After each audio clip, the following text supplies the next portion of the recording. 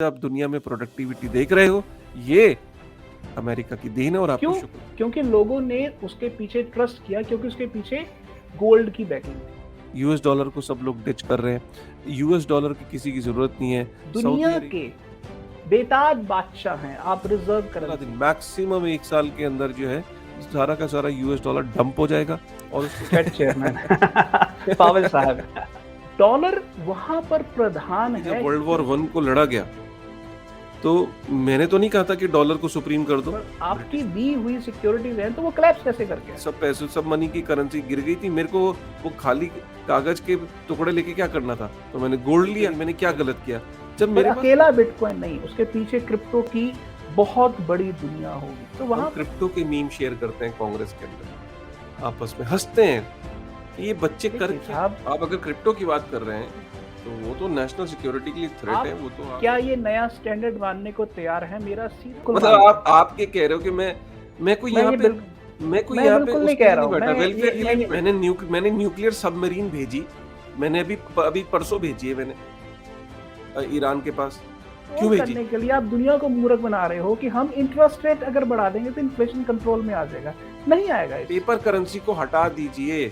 आपने इकोनॉमी का सांस खोट दिया है। क्या मेरी नाराजगी को आप झेल पाएगा? ये सवाल तो आप उनसे पूछिए जो करेगा उनको सपोर्ट। की बात से मैंने आप बिल्कुल एग्री तो करता हूँ। मैं आपकी बात से मेरा आपसे सिर्फ इतनी छोटी सी एक बात मैं और कहना चाहता हूँ था। तो हमने मनी प्रिंटिंग करके किस तरीके से लोगों को बचाया उनके। क्रिप्टो इंफ्रास्ट्रक्चर का एक बहुत बड़ा रोल है। हाँ, मैंने वेपन्स भी सप्लाई करे लोगों को लड़ाई की। क्या आपको लगता नहीं है कि आप अपने बैंकों को खुद ही कॉम्प्लेक्स है। मार रहे हैं? ये आम जनता को समझ नहीं आता है। आप इन देखिए टॉपिक्स को छेड़ के क्यों क्या हासिल करना चाह रहे हैं? देखिए देखिए पावल साहब, देखिए कहीं ना कहीं आप कुछ सच सामने नहीं आने देना चाह रहे। Hello and welcome two bit inning. साथ में मिलके शुरू करते हैं जिंदगी की दूसरी इनिंग। और मेरे सामने आज आप जो हस्ती को देख रहे हैं, इन्होंने मेरे चैनल पे शायद ये तीसरी या चौथी अपीयरेंस है, लेकिन जब जब इनकी अपीयरेंस होती है तो वो जो वीडियो होता है और जो सेशन होता है उसके कमेंट्स पढ़ने वाले होते हैं कि हर आदमी ये कह रहा होता है कि क्या अमेजिंग नॉलेज हम लोग गेन करके गए। और सुनील सर को लाने का ऑब्जेक्टिव यही है कि हम लोग किसी भी विषय पे जब चर्चा करें ना, तो उसके बाद दिमाग की ना जिसे कहते हैं बत्ती जल जाए। मतलब एक अलग लेवल पे हम हमारा जो सोचने का तरीका है, चीज़ों को देखने का तरीका है, वो उसमें बदलाव आना चाहिए।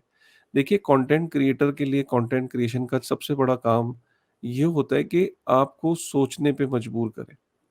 आप जब कोई मूवी देख के आते हो, कई बारी आप वो मूवी देख के आते हो और आप कहते हो कि सोच में पड़ जाते हो, घर आके भी और 2-4 दिन तक आप उसकी बात करते रहते हो और सोचते हो।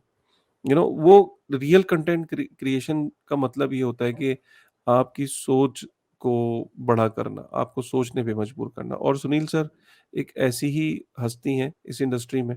और सिर्फ ये क्रिप्टो की बात नहीं, बट ओवरऑल चाहे वो इकोनॉमिक्स की हो, टेक्नोलॉजी की हो, सोसाइटी के अंदर जो चीज़ें हो रही हैं, सोशल एस्पेक्ट्स जो हैं, उनके बारे में भी जो सुनील सर के व्यूज़ हैं वो बड़े अमेजिंग व्यूज़ हैं। तो मैं फिर से वेलकम करता हूँ सुनील सर। और थैंक यू। हमेशा से मेरी जो ऑडियंस है वो हमेशा इस इंतज़ार में रहती है। कई कमेंट्स आते हैं कि सर इनको रेगुलर बेसिस पे लाया करो। बट कहते हैं कि मैं आपको हमेशा उस पॉइंट पे लाना चाहता हूँ अपने चैनल पे जब मुझे लगता है कि यार ये चीज़ सॉल्व नहीं हो रही है या ये चीज़ का एग्ज़ैक्ट नहीं पता लग पा रहा है। आज भी मैं कुछ इसी तरीके का टॉपिक है जिसके लिए मैं आपको इनवाइट किया है। Thank you very much for coming sir. Sure, बहुत बहुत धन्यवाद मुझे दोबारा बुलाने के लिए। जी। आज का जो सेशन है उसको आज आप ये सोच रहे होंगे कि मैं सुनील सर से सवाल पूछूँगा, सुनील सर जवाब देंगे और उसके बाद आप कुछ यहाँ से ज्ञान लेके चले जाओगे, ज्ञान की 2 बातें। आज ऐसा कुछ सेशन नहीं करेंगे। आज थोड़ा-सा कुछ डिफरेंट करते हैं अगर सुनील सर की इजाज़त हो। तो ये तो आपने थंबनेल से ही देख लिया कि आज हम जो बात कर रहे हैं ओवरऑल जो पूरी दुनिया में इस टाइम जो सिचुएशन हो रही है। चाहे वो हम ये देख रहे हैं कि एक नैरेटिव सेट हो रहा है कि यूएस डॉलर को सब लोग डंप कर रहे हैं, यूएस डॉलर को सब लोग डिच कर रहे हैं, यूएस डॉलर की किसी की ज़रूरत नहीं है, सऊदी अरेबिया कह रहा है मुझे ज़रूरत नहीं है, ईरान कह रहा है मुझे ज़रूरत नहीं है, रशिया, चाइना कह रहे हैं मुझे ज़रूरत नहीं है, इंडिया कह रहा है मुझे ज़रूरत नहीं है, मलेशिया कह रहा है मुझे ज़रूरत नहीं है।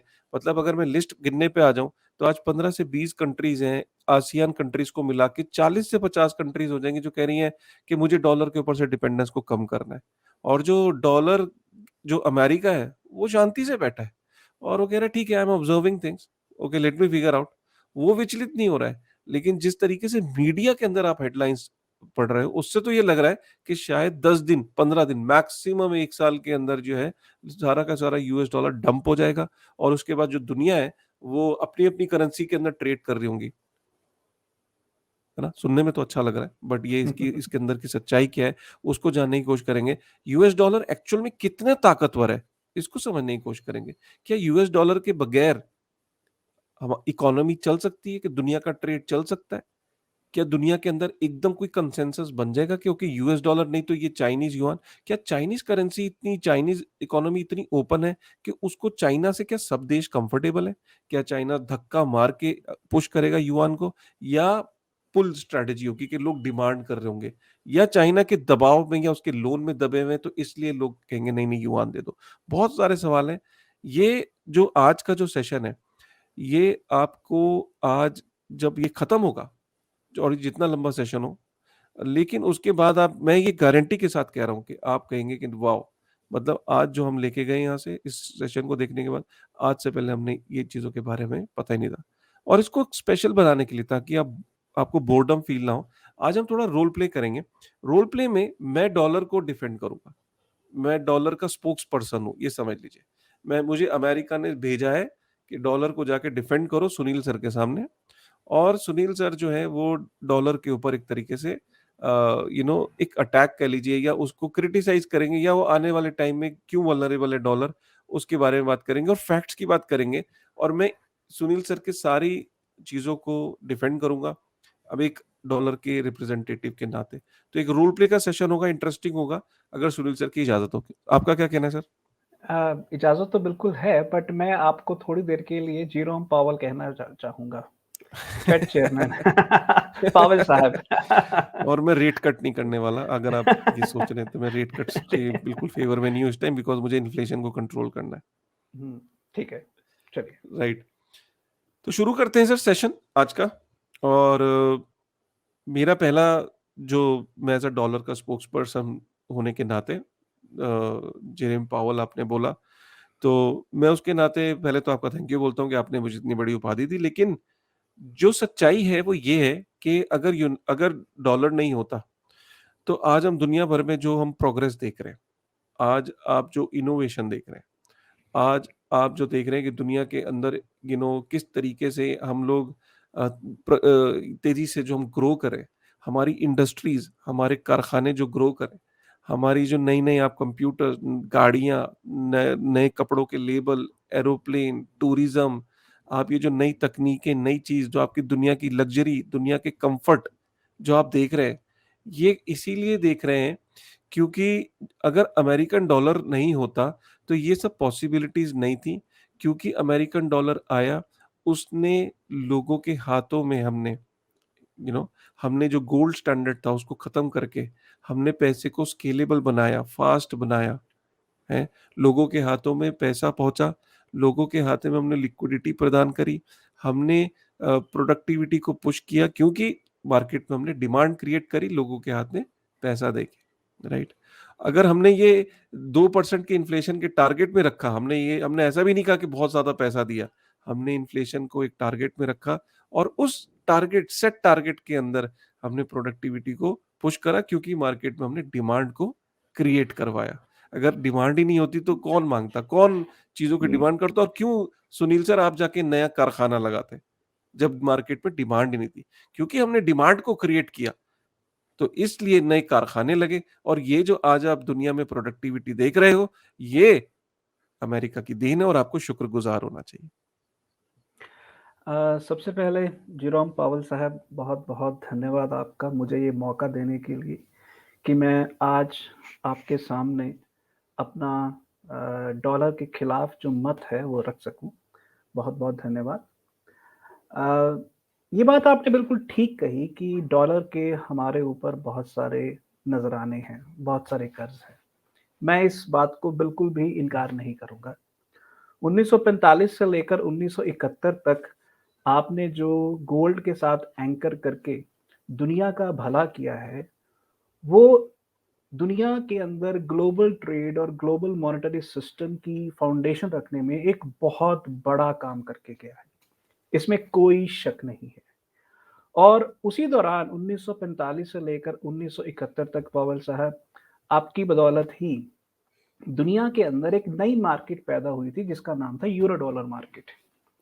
यूरो डॉलर मार्केट उस मार्केट को कहते हैं जो मार्केट आपके कंट्रोल में नहीं है। उसके अंदर डॉलर रेफरेंस के लेवल पर इस्तेमाल होता है, पर वो आपके कंट्रोल में नहीं है। वो होती क्या है, जैसे मोटा मोटा मैं आपको उदाहरण दे देता हूँ कि आप किसी भी देश की इकोनॉमी को अगर देखें, उसकी मनी सप्लाई को देखें, तो दो किस्म की मनी सप्लाई होती है। एक जिसको कहते हैं M0। M0 मतलब जो आरबीआई यानी कि सेंट्रल बैंक ने प्रिंट करके सिस्टम में छाप डाल दी, जो करेंसी कैश और क्वाइंस के रूप में होती है। और दूसरी होती है M3 जिसको मनी सप्लाई बोलते हैं। और वो मनी सप्लाई होती है जो बैंक सर्कुलेशन से क्रिएट करते हैं लेंडिंग करके। आपने 1 करोड़ का लोन लेना है अपने घर के अगेंस्ट, मॉर्टगेज के अगेंस्ट, तो आप अपना घर गिरवी रखते हैं, उसके अगेंस्ट बैंक 1 करोड़ रुपया टाइम डिपॉजिट में पैदा कर देता है। वो money out of thin air है, इसको मैं मनी सप्लाई बोल रहा हूँ। इस तरह से अगर आप कैलकुलेट करें तो हिंदुस्तान में M0 जो है वो 32 लाख करोड़ है, 32 ट्रिलियन रुपए है। और जो M3 है, जो मनी सप्लाई है, वो 250 ट्रिलियन रुपए है, यानी कि हुँ, लगभग 8-10 गुना ज्यादा। ठीक। हुँ, अगर ये हिंदुस्तान में लगभग 8 गुना ज्यादा है, तो ये अमेरिका में लगभग 15 गुना ज्यादा है, 12 से 15 गुना ज्यादा है। यानी कि अमेरिका के अंदर भी जो मनी सप्लाई है वो असल में बैंक कंट्रोल करते हैं। अब क्योंकि आप दुनिया के बेताज बादशाह हैं, आप रिजर्व करेंसी हैं। तो रिजर्व करेंसी इसलिए नहीं है कि दुनिया आपसे डरती है, नहीं। दुनिया को असल में एक स्टैंडर्ड रेफरेंस ऑफ प्राइस चाहिए होता है। और दुनिया के अंदर इस समय बिकॉज ऑफ आपका जो रोल है 1945 से 1971 तक, जब आपने डॉलर यूरो डॉलर मार्केट पैदा हुई, क्यों? क्योंकि लोगों ने उसके पीछे ट्रस्ट किया, क्योंकि उसके पीछे गोल्ड की बैकिंग थी। आपने उस मार्केट को एक्सप्लॉइट किया। आपने उस मार्केट के अंदर से डॉलर के पीछे की जो गोल्ड की बैकिंग हटा दी। अब जब गोल्ड की बैकिंग हटा दी तो आपको लगा कि यार ये तो गड़बड़ हो सकती है अगर लोगों ने डॉलर छोड़ दिया। तो आपने क्या किया, एक नई मार्केट को बहुत बड़े लेवल पर पैदा किया, जिस मार्केट का नाम था फाइनेंशियल डेरिवेटिव्स। अब ये फाइनेंशियल डेरिवेटिव्स क्या होते हैं? फाइनेंशियल डेरिवेटिव्स, मैं आपको उदाहरण के तौर पर बता देता हूं कि ये क्यों इंपॉर्टेंट है। ये इंपॉर्टेंट इसलिए है कि ये मार्केट जो है, इसका साइज अगर सिर्फ करेंसी डेरिवेटिव्स देख लें तो 600 ट्रिलियन डॉलर है। मतलब ये आप हिंदुस्तान का टोटल जीडीपी 3 ट्रिलियन डॉलर है, और मैं सिर्फ करेंसी डेरिवेटिव्स 600 ट्रिलियन। अगर आप सारे फाइनेंशियल डेरिवेटिव्स उसमें इंटरेस्ट रेट डेरिवेटिव्स भी डाल लें तो ये 1000 ट्रिलियन डॉलर से ज्यादा है। ओके। अब जब आपको ये लगा कि अब गोल्ड की बैकिंग नहीं है और दुनिया डॉलर से हट सकती है, तो आपने एक नया सिस्टम बहुत बड़े लेवल पर सपोर्ट करना शुरू कर दिया। और उसको सपोर्ट करने के लिए आपने अपने बैंकों को खुली छूट दे दी। JP Morgan, Morgan Stanley, Bank of America, Citibank, H S B C नहीं आता उसमें, सिटी बैंक जैसे जो बड़े बड़े बैंक हैं, बैंक ऑफ अमेरिका जैसे। अब ये बैंक क्या करते हैं, जैसे आप बैंक के अंदर लोन लेने जाते हैं, उस उस मॉर्टगेज के अगेंस्ट आप 1 करोड़ का फ्रेश मनी क्रिएट कर देते हैं, इसको money out of thin air कर देते हैं। तो मींस कोलेट्रल क्या है? कोलेट्रल है वहां का एसेट, प्रॉपर्टी। बैंक को कुछ भी करने के लिए, मनी क्रिएशन करने के लिए एक कोलेटरल चाहिए होता है। तो अगर जेपी मॉर्गन के पास एक कोलेटरल हो, जिसको हम कह सकते हैं वहां का ट्रेजरी बॉन्ड या गवर्नमेंट सिक्योरिटी, अगर वो बॉन्ड उसके पास है तो उसके अगेंस्ट वो बहुत ज्यादा लिक्विडिटी बिल्ड कर सकता है। और अगर वो लिक्विडिटी देश के अंदर के साथ साथ देश के बाहर भी क्रिएट कर दे, तो आपको पता ही नहीं चलेगा कि उसने कितनी लिक्विडिटी मार्केट में क्रिएट कर दी। अब आपको सुनकर हैरानी होगी कि 600 ट्रिलियन डॉलर के तो सिर्फ करेंसी स्वैप्स हैं और लगभग 400 ट्रिलियन के इंटरेस्ट रेट स्वैप्स हैं, ये जो डेरिवेटिव इंडस्ट्री है। अब ये कैसे काम करती है?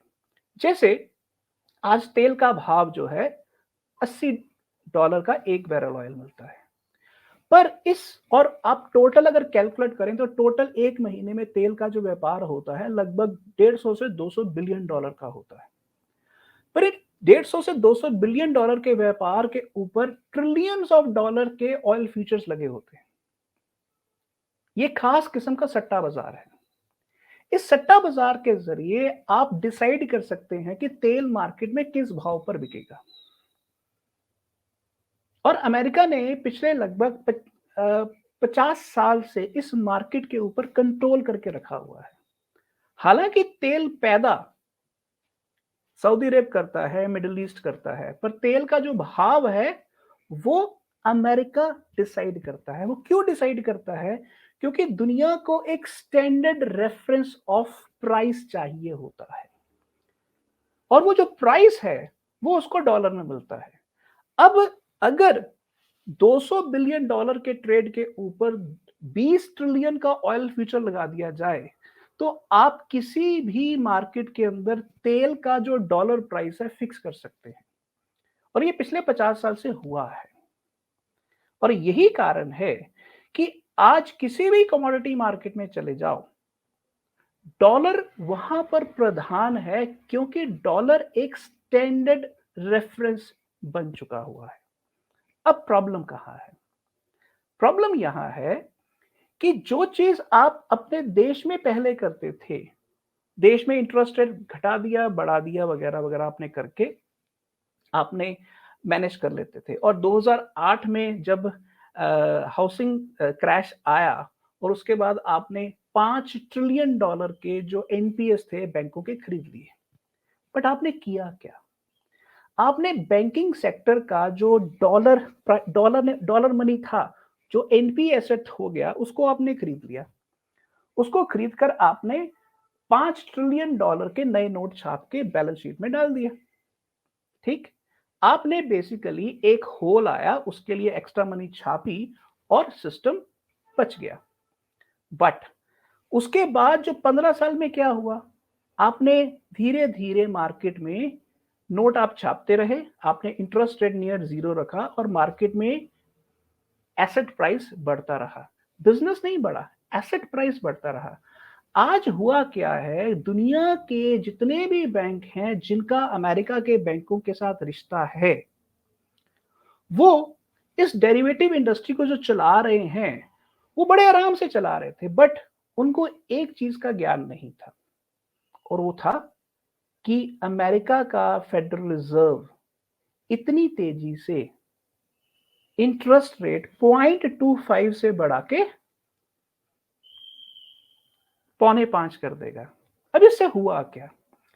हर बैंक जो डेरिवेटिव के ऊपर खेलता है उसके पीछे एक कोलेट्रल होता है। अगर वो कोलेट्रल डॉलर के अंदर है तो इसका मतलब है कि आपको डॉलर चाहिए, और वो कहां से आएगा? वो अमेरिका से आएगा। पहले आपको 0.25 पर मार्केट में मिल जाता था, अब आपको 4.75 पर मिलेगा। जब 4.75 पर मिलेगा तो जब आपने उस स्वैप को, जो स्वैप का नॉर्मल पीरियड 3 महीने, 6 महीने, 1 साल, मैक्सिमम 1 साल होता है, तो जब वो स्वैप रोल ओवर होगा, उसका जो पीरियड लैप्स होगा, तो जब वो नए सिरे से रोल ओवर होगा तो आपको अब 0.25 नहीं 4.75 के ऊपर नया डॉलर, नया बॉन्ड मार्केट से खरीदना पड़ेगा, जिसके लिए आपके पास लिक्विडिटी नहीं है। इसका मतलब क्या है? इसका मतलब ये है कि अब मार्केट के अंदर गवर्नमेंट बॉन्ड, जो अमेरिका के बॉन्ड है, उसकी डिमांड बहुत ज़्यादा है और मार्केट में वो अवेलेबल नहीं है। क्यों अवेलेबल नहीं है? For example, silicon valley bank के पास लगभग 120 बिलियन डॉलर की ट्रेजरीज थी। ओके, आप मुझे बताइए पावल साहब कि एक बैंक जिसका एनपीए नियरली जीरो हो, उसके पास 120 बिलियन डॉलर की गवर्नमेंट सिक्योरिटीज हो, वो कोलैप्स कैसे कर सकता है? अगर उसको 1.65% का रेट ऑफ इंटरेस्ट के ऊपर आपकी दी हुई सिक्योरिटीज हैं, तो वो कोलैप्स कैसे कर गया? इसका सिंपल सा रीजन बहुत है, बहुत स्पष्ट है कि वो सिक्योरिटीज वो लेके जब मार्केट में गया और उसके अगेंस्ट उसने शॉर्ट टर्म कैश बोरो करने की कोशिश की सिलिकॉन वैली बैंक ने, तो किसी ने उसको पैसा ही नहीं दिया। ऐसा थोड़ा ही हो सकता है कि जिसके पास 120 बिलियन डॉलर की सिक्योरिटीज पड़ी हो, वो उसके अगेंस्ट मार्केट में रिवर्स रेपो मार्केट में जाके वहां से लोन नहीं ले सकता। ले सकता है। आप मुझे बता दीजिए पावल साहब कि ऐसा क्या हुआ कि सिलिकॉन वैली बैंक को मार्केट से शॉर्ट टर्म कैश अगेंस्ट दो सिक्योरिटीज नहीं मिला? बताइए। देखिए, आप जो बातें कर रहे हैं सुनील जी, पहले तो मैं आपका थोड़ा-सा बैकग्राउंड में ले जाना चाहूँगा आपको। आज आप डॉलर को ने इस पूरी दुनिया को यूनाइट किया। जब ये दुनिया वर्ल्ड वॉर के अंदर ग्रस्त थी, जब ये आपस में एक-दूसरे के सर पकड़ रहे थे, एक-दूसरे से पावल साहब, मैं लड़-झगड़ रहे आपका थे। आपका बहुत नहीं, नहीं, मैं मशहूर आ हूं। रहा हूँ मैं आपके इस पॉइंट पे आ रहा हूँ। आपने थोड़ा-सा बैकग्राउंड में 1945 से शुरू किया। मैं चाहता था कि आप 1914 से शुरू करते। क्योंकि आप ये समझिए कि जब वर्ल्ड वॉर 1 को लड़ा गया, तो मैंने तो नहीं कहा था कि डॉलर को सुप्रीम कर दो। ब्रिटिश पाउंड जो था वो चल रहा था। वर्ल्ड रिज़र्व करेंसी के तौर पे सबको एक्सेप्टेड था वर्ल्ड वॉर से। मैंने तो वर्ल्ड वॉर नहीं लड़ाई। मैंने तो नहीं कहा। जो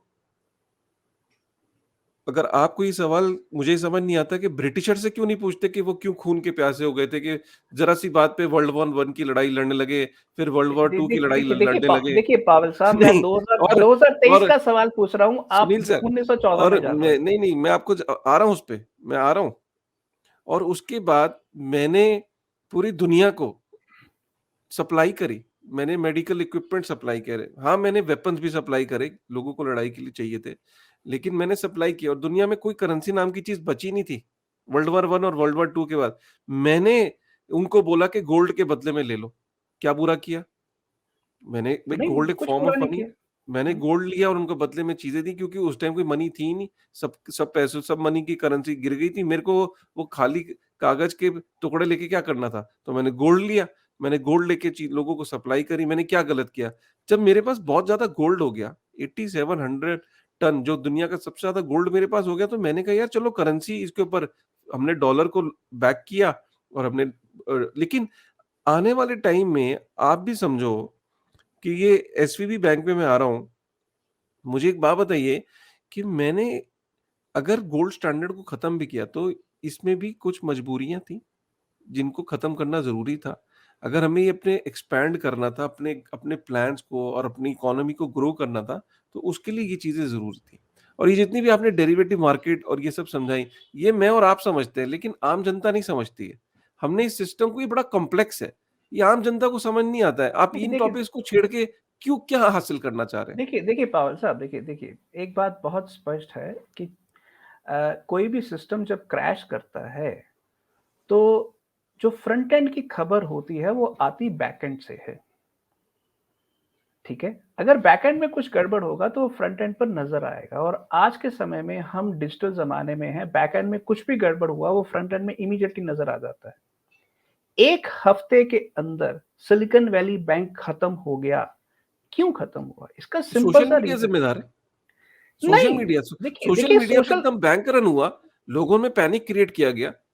और देखिए हमने उसको टेक ओवर कर लिया। ये और उसमें कोई बैंक की गलती नहीं है। बैंक, आपको ही पता है, बैंक अपना पैसा दे देता है आगे, और बैंक का पैसा एसेट्स में लगा हुआ है, बैंक का पैसा देखिए बॉन्ड में लगा हुआ है। देखिए जब पवन लोगों साहब, ने आप एक फिर मेरा सवाल वही है कि जो प्रॉब्लम सिलिकॉन वैली बैंक की थी, उसके पास 120 बिलियन डॉलर के मॉर्टगेज बैक सिक्योरिटीज बिल्कुल थी। थे। वो सिर्फ सिलिकॉन वैली बैंक नहीं है, ऐसे लगभग 200 बैंक अमेरिका के अंदर हैं जिनके पास उस तरह की सिक्योरिटीज हैं, और आप ही के डिपार्टमेंट के लोग कह रहे हैं कि इन सिक्योरिटीज के ऊपर 600 से 700 बिलियन डॉलर का इस समय करंट मार्केट लॉस है।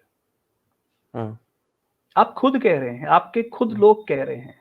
हम्म, और आप, क्योंकि लोगों को मार्केट से लोन नहीं मिल रहा है, इसलिए आपने फेडरल होम लोन बैंकिंग की एक नई फैसिलिटी शुरू की है जिसके ऊपर 600 बिलियन डॉलर के नए लोन सिर्फ पिछले 4 हफ्तों में रेज हुए हैं। इसका मतलब क्या है कि मार्केट के अंदर कोलेट्रल होने के बावजूद भी कोई उसके अगेंस्ट लोन नहीं दे रहा है। आपने, जो आप कह रहे हैं कि हम क्वांटिटेटिव टाइटनिंग करेंगे, तो आपने इन बैंकों को क्यों बचाया? आप फेडरल होम लोन बैंकिंग के जरिए इन बैंकों को क्यों लोन दे रहे हैं? इसका मतलब ये है कि कहीं ना कहीं आप कुछ सच सामने नहीं आने देना चाह रहे। और वो सच ये है कि डेरिवेटिव मार्केट जो है, जो कोलेट्रल के ऊपर चलती है, कोलेट्रल मार्केट में अवेलेबल ही नहीं है। आपकी अगर लायबिलिटी 10 बिलियन डॉलर की है और आपके पास 1 बिलियन डॉलर का कोलेट्रल पड़ा हुआ है, तो 9 बिलियन डॉलर का घाटा कौन पूरा करेगा? देखिए, फेडरल रिजर्व जब तक है, और अमेरिका के अंदर जब तक अमेरिकन्स का विश्वास है, दुनिया का विश्वास है, डॉलर के अंदर विश्वास है, अमेरिका का सबसे बड़ा जो इस टाइम जो नैतिक जिम्मेदारी है हमारी, वो कंज्यूमर के पैसे को बचाना। आप मुझे एक बात बताइए कि अभी तक कहीं पे भी कोई एक कंज्यूमर आया आपके सामने, या कहीं आपने सुना जिसको पैसे ना मिलो, जिसने विड्रॉल करना चाहो उसके पैसे मर गए हों? हमारी ये ज़िम्मेदारी बनती है कि हम किसी के, पहली बात, पैसे डूबने नहीं देते। हम बैंकों के पीछे हैं। चाहे उनको चाहे एफडीआईसी के थ्रू हम करें सिक्योर, चाहे फेडरल रिज़र्व का उन्हें एक प्रॉमिस है कि हम बैंकिंग इंफ्रा के पीछे तो हम बैठे हैं ना। अगर कहीं पे कुछ लॉस हो रहा होगा, कुछ हो रहा होगा, तो उसके उसके लिए हम बैठे हैं। We will take care of that. और एफडीआईसी ने संडे के दिन टेक ओवर किया सिग्नेचर बैंक को। हम तो संडे के दिन भी काम कर लेते हैं। जब हमें लगता है कि कहीं बैंक के अंदर कोई पैनिक हो रहा है या सोशल मीडिया पे कुछ हो रहा है, हम संडे के दिन अपने डिपार्टमेंट ओपन कर देते हैं और काम करते हैं। पवन साहब, मैं आपकी बात समझ रहा हूँ। ये तो अभी मैंने एक इंटरेस्ट रेट क्राइसिस के ऊपर 600 बिलियन डॉलर का आपको जो लॉस हुआ है, जो आपके जो छोटे स्मॉल और रीजनल बैंक्स हैं, उनका जो कमर्शियल रियल एस्टेट का लॉस इस समय 2.1 ट्रिलियन डॉलर के आसपास है। और एक तरफ वो लोगों को 0.25 रेट ऑफ इंटरेस्ट दे रहे हैं और मार्केट में 4.75 मिल रहा है। लोग अपने बैंकों से पैसे निकाल के मनी मार्केट म्यूचुअल फंड्स में डाल रहे हैं। तो ये एक ऐसी स्थिति बन गई है कि आप अपना 4.75 से रेट ऑफ इंटरेस्ट कम करने को तैयार नहीं है। बैंकों के अंदर पैसा जो लोगों का पड़ा हुआ है, वो लगभग 20-22 ट्रिलियन डॉलर के डिपॉजिट्स पड़े, वो वहां से पैसा निकाल रहे हैं।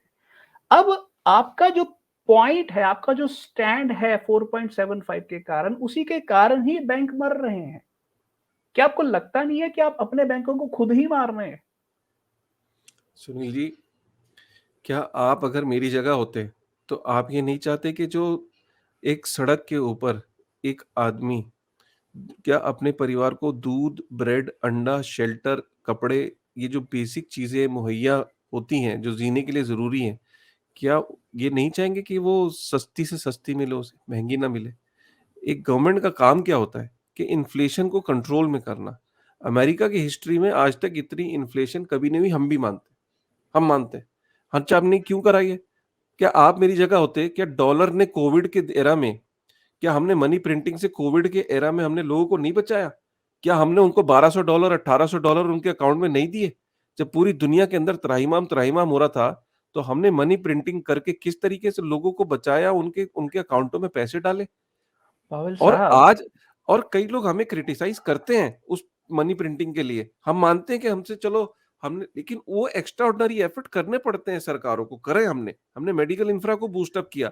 आज लेकिन जब हम देख रहे हैं कि उसको हमें इन्फ्लेशन को कंट्रोल करना है, तो हमें इंटरेस्ट रेट कंट्रोल में करना पड़ता है। आप हमारी प्रॉब्लम को समझ रहे हैं? हमारे एंड से सोचिए। मैं आपकी प्रॉब्लम बिल्कुल समझ रहा हूँ। मैं आपको ये कह रहा हूँ कि जहाँ तक तो आपने कंज़्यूमर के प्राइस लेवल का ध्यान था, वो तो आपने पिछले बी 40 साल से बहुत अच्छे तरीके से रखा है। जी, थैंक यू। बट प्रॉब्लम कुछ और है, जो आप कभी बताते नहीं हैं। और वो ये है कि आपने जो एसेट प्राइस इन्फ्लेशन है, आपने कभी उसको कंट्रोल नहीं किया। जब आपने rate of interest near zero कर दिए और पिछले 15 साल से ये rate of interest near zero हैं, जिसमें स्टॉक मार्केट भी चढ़ी, हाउसिंग प्राइसेस भी चढ़े और बहुत सारी चीज़ें चढ़ी। ये जो एसेट प्राइस इन्फ्लेशन था, अब ये जो एसेट्स होते हैं, चाहे आपका घर है, चाहे आप स्टॉक है, आप इसको मार्केट में एज़ कोलैटरल रख के इसके अगेंस्ट लोन लेते हो और इसके अगेंस्ट मनी सप्लाई क्रिएट करते हो। पर अगर इन्फ्लेटेड वैल्यू के ऊपर अगर एक चीज का दाम 10 रुपए है, आपने उसकी वैल्यू 100 रुपए कर दी और 100 रुपए के ऊपर आपने 50% क्रेडिट दे दिया और कल को उस चीज का दाम 100 रुपए की बजाय 20 रुपए रह गया, तो 20 और 50 30 रुपए का डेफिसिट हो गया। विच मीन्स कि आपने बैंकों को एक ऐसे सिस्टम की आदत डाल दी, कॉरपोरेट्स और लोगों को एक ऐसे सिस्टम की आदत डाल दी कि उनको प्रॉफिट की चिंता करनी भूल गई। आप अगर 0.25 पर नया पैसा रेज कर सकते हैं, तो आपको 1% प्रॉफिट भी अगर हो, तो आपको कोई टेंशन नहीं है। तो धीरे-धीरे क्या हुआ कि लोगों को सस्ते ईज़ी मनी की ऐसी लत लग गई कि आज जब आपने 0.25 से जंप मार के सीधा 4.75 कर दिया, तो लोगों के बिज़नेस में उतना प्रॉफिट ही नहीं है कि वो इतना बड़ा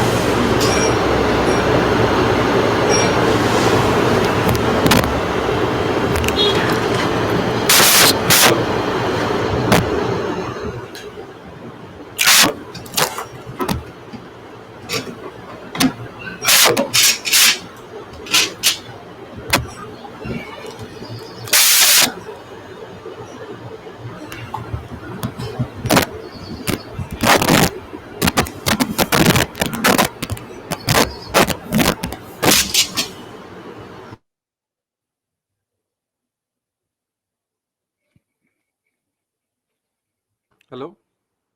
या मुझे हेलो? लगता है कुछ तार टूट गई थी। अच्छा, आप ठीक हैं? या हाँ, अब ठीक है, बिल्कुल ठीक है। तो बेसिकली मैं ये कहना चाहता हूँ कि जो लोगों को ईज़ी मनी की आदत पड़ गई और उससे उन्होंने जो अपनी मनी सप्लाई क्रिएट की और सिस्टम के अंदर एक अनरियलिस्टिक कोलेटरल की लोगों को आदत पड़ गई, आज वो कोलेटरल शॉर्टेज आ गई।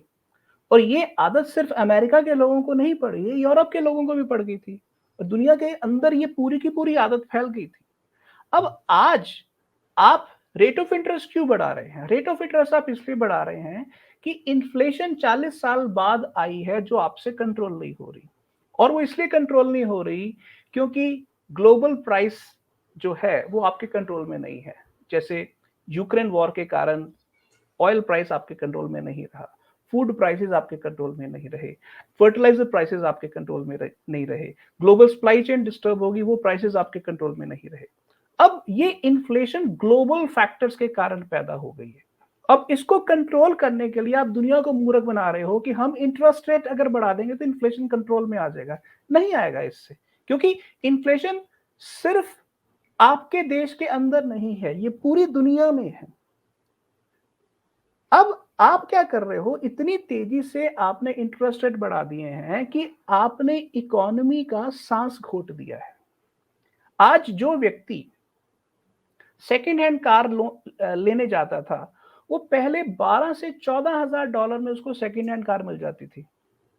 आज सेकंड हैंड कार का जो लोन है, तब 2% मिलता था, आज वो 14% के ऊपर मिल रहा है और जो सेकंड हैंड कार है, वो 22,000 डॉलर के लोन पर मिल रही है। ईएमआईज़ जो क्रेडिट कार्ड की ईएमआईज़ हैं, वो डेढ़-डेढ़ गुना बढ़ गई हैं। जो हाउसिंग की ईएमआईज़ हैं, वो 35 से 40% बढ़ गई हैं। आप मुझे बताइए, अगर आम इंसान की जो सेविंग्स हैं, वो ये पूरी की पूरी इंटरेस्ट रेट फैक्टर के कारण सक आउट हो जाएँगी, तो खाएगा कहाँ से? आपने आपने पहले दुनिया भर की हालत ऐसे कर दी कि जैसे दुनिया को ईज़ी पैसे की एडिक्शन हो गई। अब 15 साल उसकी एडिक्शन रही और सडनली आपने एकदम से उसको कहा कि नहीं, नहीं, नहीं तुझे ये ड्रग्स बड़ी बुरी बात होती है, ये एडिक्शन बड़ी बुरी बात होती है। सडनली आप कहते हैं कि अब ठीक हो जा। अब कैसे ठीक हो जाएगा? आपको उसको एक सिस्टम को चेंज करने का स्पेस, टाइम देना पड़ेगा। आज क्रेडिट स्विस क्यों बर्बाद हुआ? क्रेडिट स्विस इसलिए बर्बाद हुआ है कि जो 2008 में हुआ था सीडीओस के कारण, सीडीएस क्रेडिट डिफॉल्ट स्वैप्स के कारण, जो बेसिकली खास किस्म के डेरिवेटिव होते हैं, वही प्रॉब्लम क्रेडिट स्विस के साथ हुआ। और जब उसको रोल ओवर करने का टाइम आया तो उसकी जो कोलेटरल रिक्वायरमेंट है वो लगभग 15 गुना बढ़ गई, जो उसके पास पैसा था ही नहीं। सोचिए 5 साल पहले क्रेडिट स्विस $200 बिलियन का मार्केट कैप था, $200 बिलियन का, और वो $3 बिलियन में बिक गया। $3 बिलियन में। और डॉइश बैंक की भी हालत कोई बहुत ज्यादा अच्छी नहीं है। अब डॉइश बैंक ने क्या किया हुआ है? डॉइश बैंक ने फाइनेंशियल डेरिवेटिव्स को एज कोलेटरल यूज किया हुआ है। अगर आप डॉइश बैंक देखें तो पिछले 5 साल में उसका शेयर प्राइस 90% डाउन जा चुका है। हम्म। ये हो क्यों रहा है? क्योंकि पूरी की पूरी मार्केट में कोलेटरल मिसमैच हो रहा है। और ये जो मिसमैच है, अब इतना बड़ा मिसमैच है कि आपसे कंट्रोल नहीं हो रहा है। आप नहीं, ही नहीं। के जो आप ही जस्ट रुकिए जरा। आप ही के एक बड़े ही काबिल organization bank of international statement की रिपोर्ट थी दिसंबर 2022 के अंदर, 8 दिसंबर 2022 के अंदर, कि इस समय $80 ट्रिलियन के डेरिवेटिव्स ऑफ बैलेंस शीट हैं। ऑफ बैलेंस शीट का मतलब है किसी को पता ही नहीं है कि किसकी कितनी देनदारी है, सिस्टम के अंदर गैप कितना है। 2008 में तो आपको पता था कि चल $5 ट्रिलियन छाप के मार्केट में फेंक दिए। अब कितने नोट छाप के मार्केट में फेंकेंगे?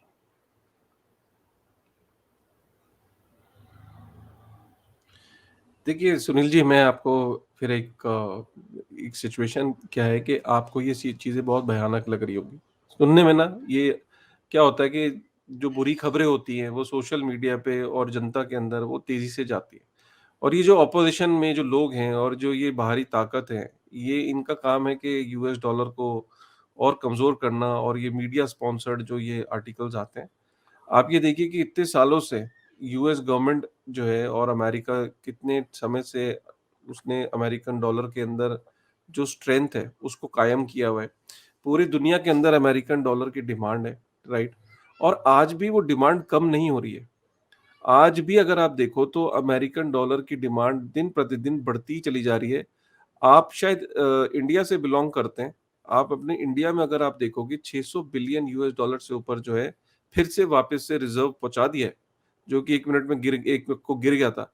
अगर अमेरिकन डॉलर में विश्वास नहीं होता तो हर देश अमेरिकन डॉलर की रिजर्व्स को अप क्यों कर रहा है?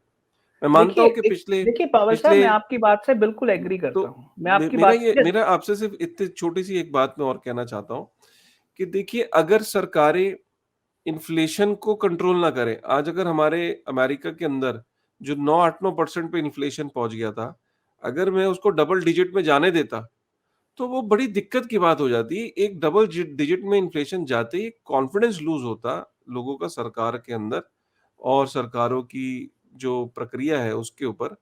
और हमें उस कॉन्फिडेंस को रिस्टोर करने के लिए पहला टारगेट, हर काम आप एक साथ नहीं कर सकते। मैं मानता हूँ कि हमारे इस काम से, हमारे इंटरेस्ट रेट को बढ़ाने से बैंकिंग प्रणाली पे बहुत ज़्यादा फ़र्क पड़ा है।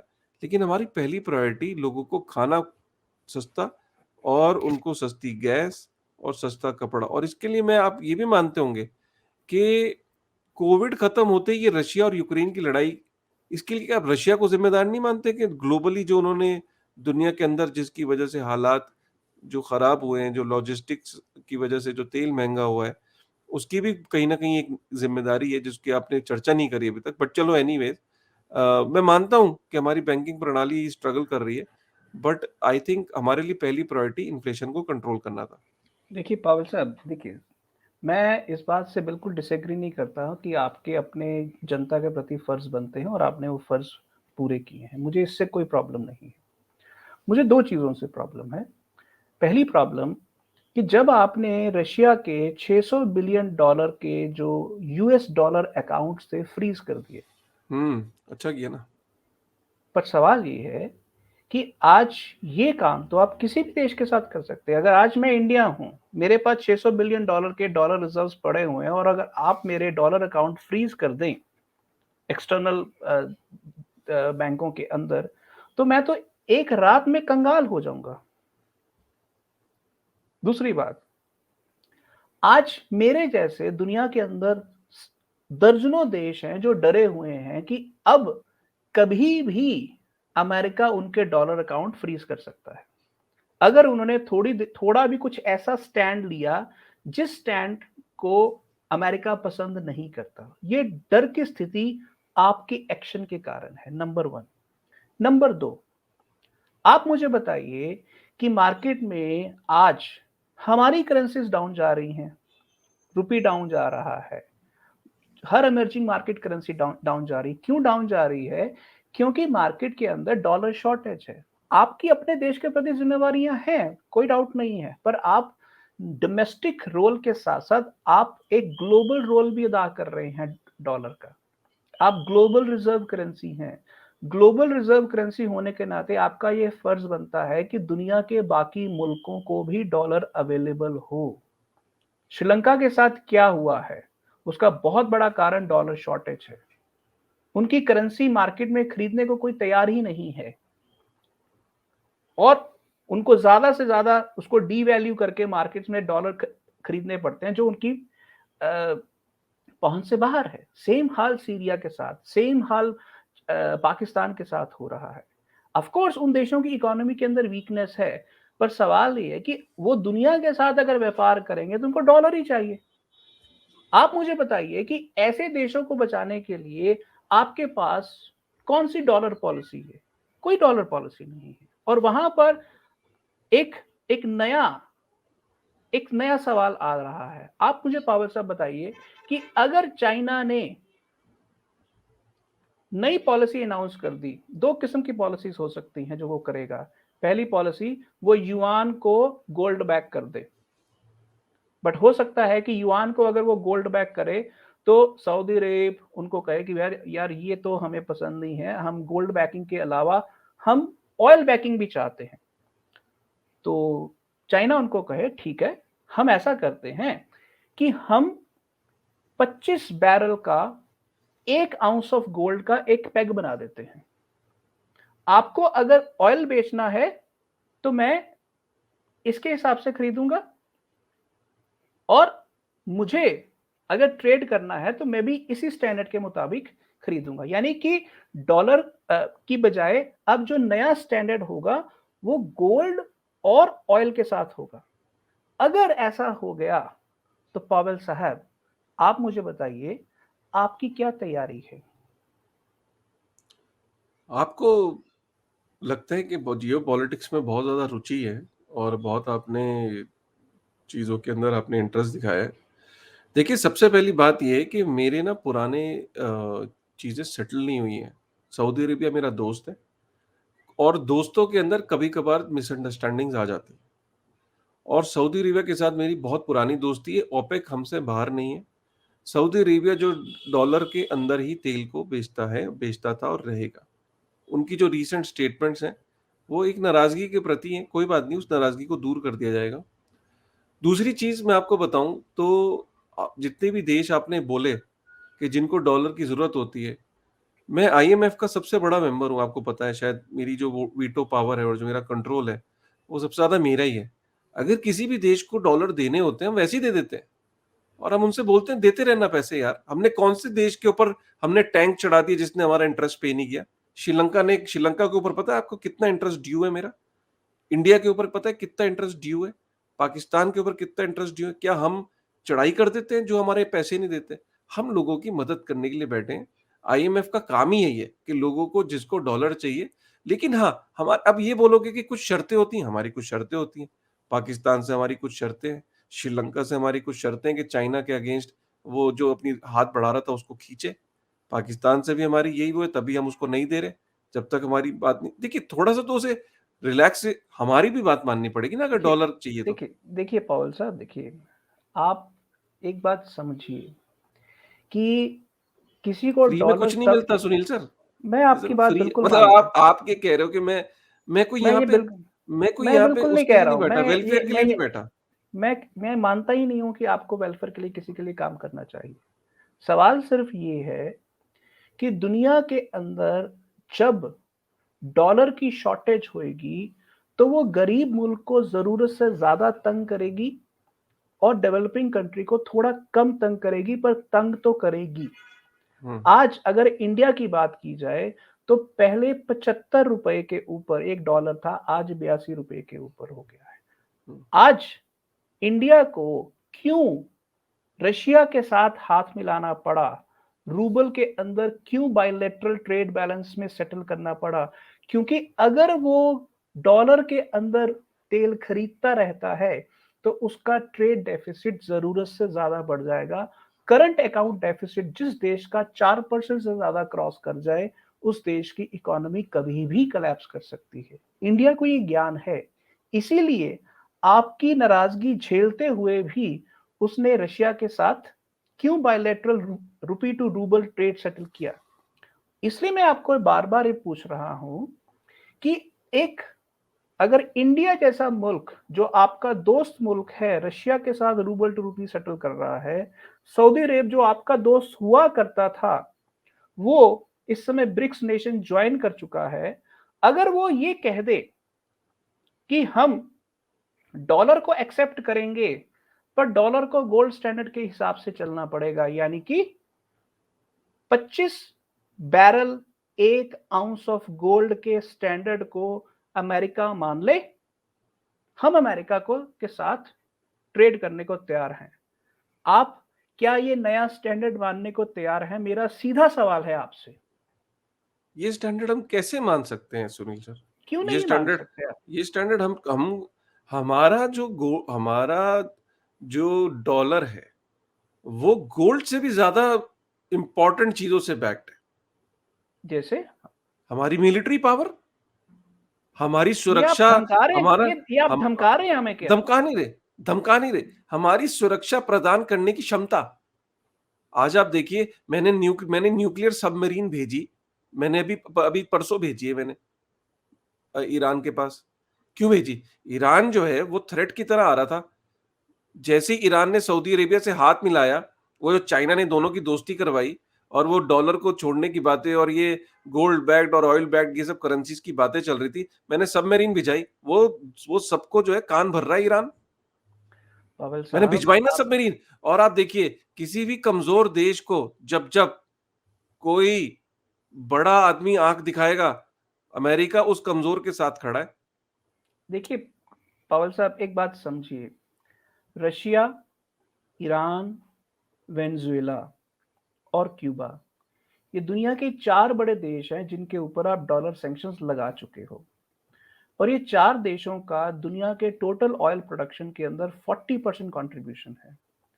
और ये 40% जो ऑयल कंट्रीब्यूशन है, अब डॉलर में वो कर नहीं सकते। तो पर वो ऑयल तो अभी भी पैदा कर रहे हैं। वो ऑयल बेच रहे हैं और वो ऑयल चाइना को बेच रहे हैं। आप 40% ऑयल प्रोडक्शन को तो ऑलरेडी अपने हाथ से निकाल चुके हैं।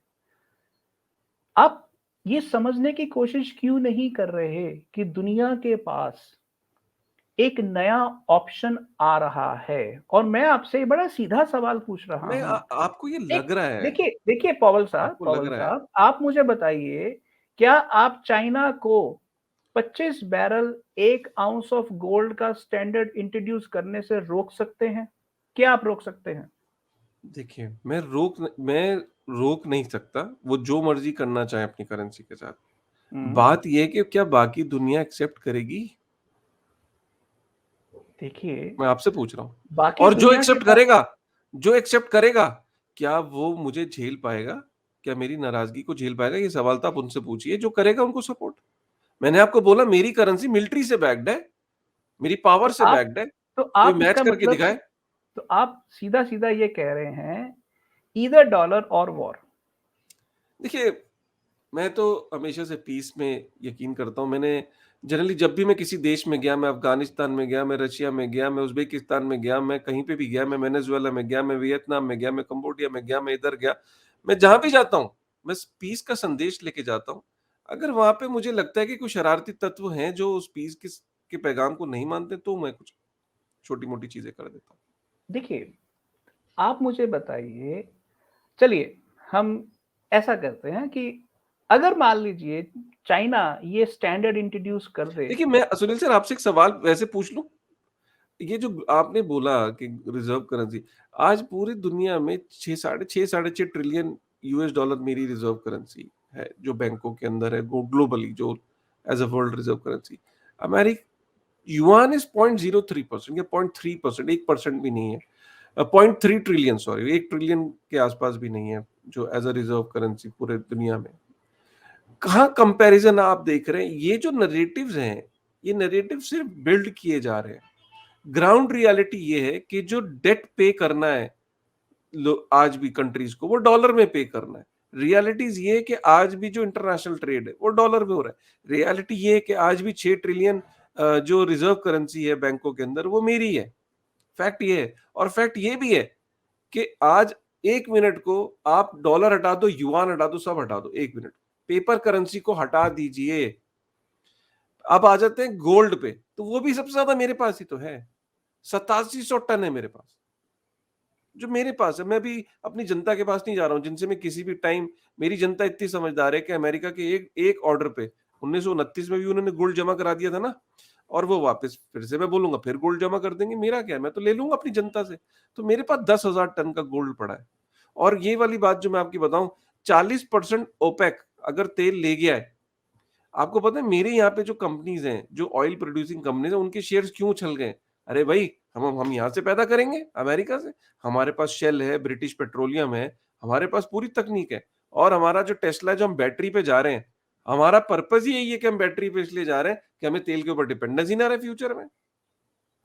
देखिए पवन साहब, मैं ये बात मानता हूँ कि आपके पास बहुत ज़्यादा गोल्ड है, बट अगर आप अपनी करेंसी को गोल्ड के साथ बैक करना चाहते हैं, अगर मैं उसको 100% बैकिंग के हिसाब से देखूँ तो आपका जो आज का गोल्ड प्राइस है वो है $2000।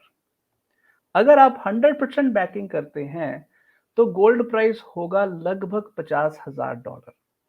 अगर आप 50% या 40% या इवन 20% भी बैकिंग करते हैं तो आपका गोल्ड प्राइस 10 से $20,000 के बीच में पहुंच जाएगा। आप मुझे बताइए, जब इतना बड़ा प्राइस जंप आएगा, दुनिया के अंदर कमोडिटी प्राइस इन्फ्लेशन इतने बड़े लेवल पर बढ़ेगा कि आप उसको कंट्रोल नहीं कर सकते, और उसके लिए आप जितना मर्जी रेट ऑफ इंटरेस्ट बढ़ा लें, आप कंट्रोल नहीं कर सकते। आप पवल साहब, आप उस स्टैंडर्ड से डरते हैं क्योंकि आपको पता है कि आपने इतने ज्यादा नोट छाप के सिस्टम में डाल दिए हैं कि अगर गोल्ड बैकिंग कहीं करनी पड़ गई तो हमारा इन्फ्लेशन, हमारा ये सारा का सारा तामझाम एक्सपोज हो जाएगा और इतनी बड़े लेवल की इन्फ्लेशन आएगी। देखिए, इन्फ्लेशन को अगर हम मोटे मोटे तरीके से अगर समझें तो बड़ा सिंपल है। हम कहते हैं तेल महंगा हो गया, हम कहते हैं जब तेल महंगा हो गया, तेल महंगा हो गया, पहले $60 का एक बैरल मिलता था, अब $80 का बैरल मिल गया। कोई ये नहीं कहता है कि भाई डॉलर सस्ता हो गया, पर अब जब ये स्टैंडर्ड आएगा, गोल्ड और ऑयल का स्टैंडर्ड आएगा, तो दुनिया कहेगी डॉलर सस्ता हो गया है। आज आप उस पॉइंट के ऊपर खड़े हैं। मैं ये नहीं कह रहा हूं कि आप खत्म हो जाएंगे, मैं ये बिल्कुल नहीं कह रहा हूं। मैं सपने में भी नहीं चाहूंगा कि आप खत्म हो जाएं। मैं कभी नहीं चाहूंगा कि डॉलर कभी एक्सटिंक्ट हो जाए।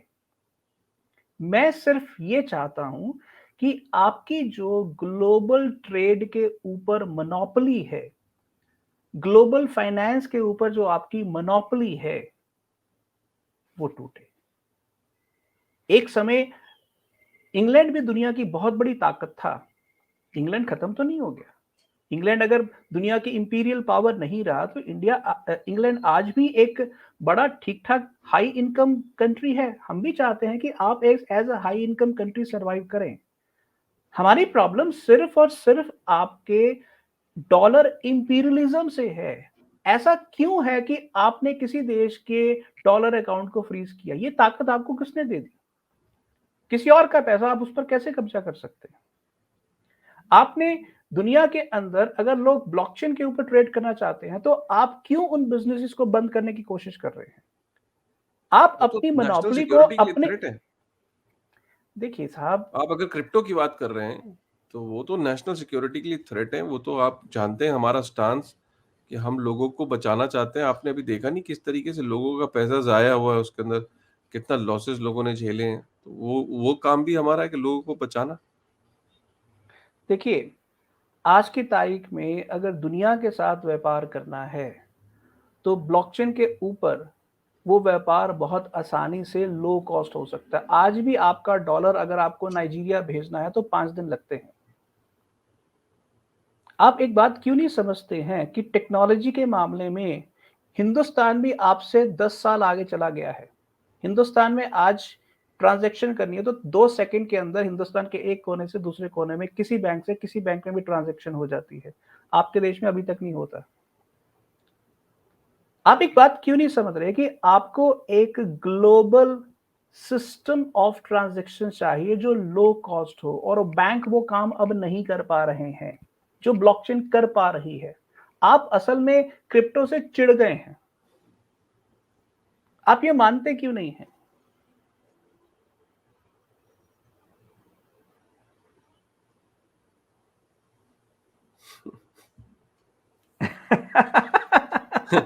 क्रिप्टो से छिड़ गए। आप ये देखिए कि मुझे बहुत हँसी आती है कि ये जो बच्चे हैं, क्रिप्टो के अंदर कुछ ये छोटा-मोटा एक्सपेरिमेंट करते रहते हैं और कहते हैं कि डीफाई जो है वो बड़े-बड़े बैंकों को खा जाएगा और इस तरह का नैरेटिव सेट करते हैं। देखिए, आपने पीछे कितने सारे एफटीएक्स का स्कैम देखा, आपने थ्री एरो कैपिटल, आपने बड़े-बड़े सेल्सियस, आपने बड़ी-बड़ी कंपनियों के नाम मुझे तो आए दिन जब मैं तो अब देखना ही बंद कर दिया। हमारे यहाँ तो अब ये एक मीम है, जब हमारी कांग्रेस के अंदर हम सीनेट के मेंबर्स बैठते हैं, पता नहीं आप लोग हमारे मीम शेयर करते हो ना, हम क्रिप्टो के मीम शेयर करते हैं कांग्रेस के अंदर, आपस में हँसते हैं कि ये बच्चे कर क्या रहे हैं? तो ये जो एक्सपेरिमेंटेशन है, क्या हम इसको बढ़ने दें? ये कैंसर की तरह हमारी पीढ़ियों को खा रहा है। आप देखिए कि इन्होंने इनकी वजह से ये जो 3 बैंक्स थे, आई डोंट नो ये क्यों ये बैंक्स जो है ना, ये ट्रम्प के एरा में ये बैंक्स आए थे, सिल्वर गेट, सिलिकॉन वैली और ये सिग्नेचर बैंक।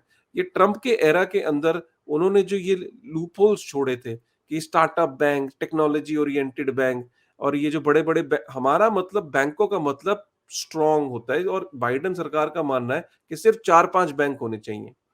ये बाकी जितने ये छोटे-मोटे बैंकिंग प्रणाली ये सस्टेनेबल मॉडल थोड़ी ना है और इन्होंने जो क्रिप्टो को करके देखिए आज बैंकिंग प्रणाली को भी खा गए और ये बैंकों का पैसा देखिए क्रिप्टो में ना चला जाए। तो देखिए इसलिए देखिए हमें देखिए ये कदम उठाना बहुत ज़रूरी है सुनील जी कि हम ये क्रिप्टो इकोसिस्टम को यहाँ भी बंद करें और ये जहाँ जाएँगे, वहाँ पे भी हम प्रेशर डाल के बंद करवाएँगे। देखिए पावल साहब, एक बात बहुत स्पष्ट है कि इन बैंकों के फ्लॉप होने के पीछे क्रिप्टो का कोई रोल नहीं था। अरे! फंडामेंटली कैसे फंडामेंटली हर बैंकिंग सिस्टम के अंदर कोलेटरल होता है। कोलेटरल का मतलब जिसके अगेंस्ट आप क्रेडिट क्रिएट करते हैं। अगर कोलेटरल की वैल्यू डाउन जाएगी तो आपका क्रेडिट क्राइसिस में आ जाएगा। अगर आपके पास 100 रुपए का कोलेटरल है तो आप 80 रुपए का क्रेडिट दे सकते हैं। अगर उस कोलेटरल की वैल्यू 100 से 50 आ गई तो आपका बैंक घाटे में है। और आज ये स्थिति ना केवल अमेरिका के बैंकों के अंदर है बल्कि अमेरिका से बाहर के बैंकों के भी साथ हो चुकी हुई है, क्योंकि डेरिवेटिव मार्केट के अंदर कोलेटरल का एक बहुत बड़ा मिसमैच हो चुका हुआ है। जिस मिसमैच का साइज हो सकता है हो सकता है tens of trillions of dollar हो, जिसको दुनिया का कोई फेडरल रिजर्व भर नहीं सकता। हम और आप एक ऐसे पॉइंट पर आ चुके हुए हैं जिस पॉइंट पर हमें ये जो कर्जे का पहाड़ आपने खड़ा कर दिया है, इस पहाड़ को कहीं न कहीं छोटा करना पड़ेगा। अगर हम छोटा नहीं करते हैं, तो हम लोग इस पहाड़ के नीचे दब जाएँगे। आप जानते हैं कि अमेरिका का जो डेट बर्डन है, सिर्फ गवर्नमेंट का 130% ऑफ जीडीपी है और अगर पब्लिक और प्राइवेट सेक्टर डेट इकट्ठा कर लो तो 350% ऑफ जीडीपी है। उसके ऊपर अगर आप इंटरेस्ट रेट बढ़ा दोगे तो आपकी जो इंटरेस्ट पेमेंट्स है आपकी सारी की सारी इनकम को खा जाएंगी, आपके कॉर्पोरेट्स को खा जाएंगी, आपके हाउस होल्ड्स को खा जाएंगी। आपको इंटरेस्ट रेट घटाना पड़ेगा, पर अगर आप इंटरेस्ट रेट घटाते हो तो इन्फ्लेशन और बढ़ जाएगी। आपकी हालत ऐसी तो मैं हुई है क्या कि करूँ? साफ अच्छा चलिए आपकी आप ही मुझे बताइए मैं क्या करूँ? देखिए, पहली बात तो आपने जो बोया है आपको काटना पड़ेगा। सबसे नहीं तो पहले तो आप काटने में चुभन होती है लोगों को। देखिए, एक बात समझिए, आपको सबसे पहले दुनिया के अंदर अगर आप पीस चाहते हैं, तो आपको पीस माननी पड़ेगी। सबसे पहले आपको डॉलर रिज़र्व्स जो रशिया के हैं, वो डीफ्रीज़ करने पड़ेंगे। नेटो को कहना पड़ेगा कि वो रशिया के साथ युद्ध बंद करे और यूक्रेन का जो एग्जिस्टिंग एलओसी है रशिया के साथ, वो फ्रीज करे और नेटो को वहां से निकाले।